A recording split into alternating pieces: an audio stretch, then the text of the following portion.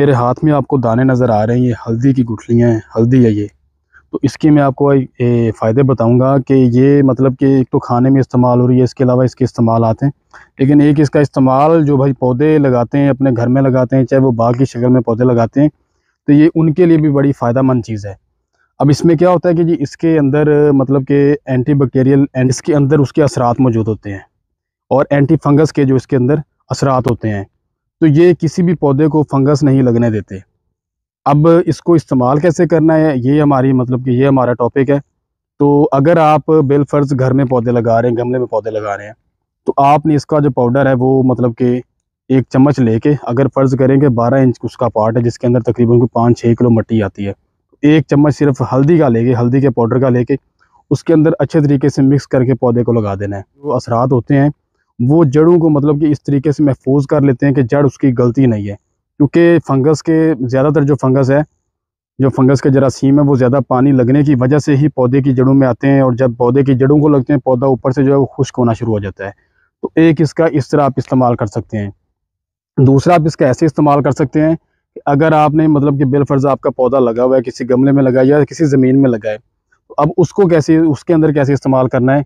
आपने जो है मतलब कि कुछ 10 लीटर पानी लेना है, उसके अंदर जो है 1 चम्मच मतलब कि इसी हल्दी के पाउडर का मिला के उसको 3-4 दफ़ा आपने पानी की शक्ल में इस्तेमाल कर लेना है। उसको जब पानी देंगे मतलब कि एक आपने पानी देना है आम साफ़ पानी, जो पौधे को आपने ज़िंदा रहने के लिए देना है। और दूसरा ये कि जब आप उसमें हल्दी मिक्स कर लेंगे, आपने वही पानी जो मतलब कि आम रूटीन में देना है, तो आपने हल्दी के पाउडर वाला पानी पौधे को देना है। उससे भी जो है वो आपके पौधे को फंगस लगने के कोई भी मतलब कि वो चांस नहीं होंगे, पौधा बिल्कुल आपका सेफ रहेगा, चाहे वो घर में है, चाहे वो बाहर है। और तीसरी शक्ल ये है कि ये जो आपको गुठली नज़र आ रही है, ये अगर आपका बिलफ़र्ज़ बड़ा पौधा है, जिस तरह ये वाला पौधा है, तो आपने उसके मतलब कि जो इसका तना है, ये जो तना है, जो इसका मुड है, तो आपने उसके मुड के अंदर इसको दबा देना है, मतलब पक्का-पक्का इसको लगा देना है। तो ये जहाँ यहाँ से अपनी जो है वो मतलब कि इसका पौधा निकल आएगा और नीचे इसकी हल्दी बनती रहा करेगी, ऊपर से जो है वो पौधे की शक्ल में मतलब कि हल्दी इसके तने के साथ जुड़ी रहा करेगी, खड़ी हुआ करेगी। तो उससे भी जो है आपके पौधे को किसी तरह की फंगस नहीं लगेगी। अब ख़ास करके ये जो मतलब कि चीज़ें हैं, ये जो फंगस है, ये लगती है उन इलाकों में जो ज़मीनें मतलब कि थोड़ी नीची सतह पे होती हैं, जहाँ पे पानी आके अक्सर बारिशों का रुक जाता है, या वैसे नहरी पानी लगाएँ या ट्यूबवेल का पानी लगाएँ, तो वो वहाँ पे पानी जो है वो खुश्क नहीं होता।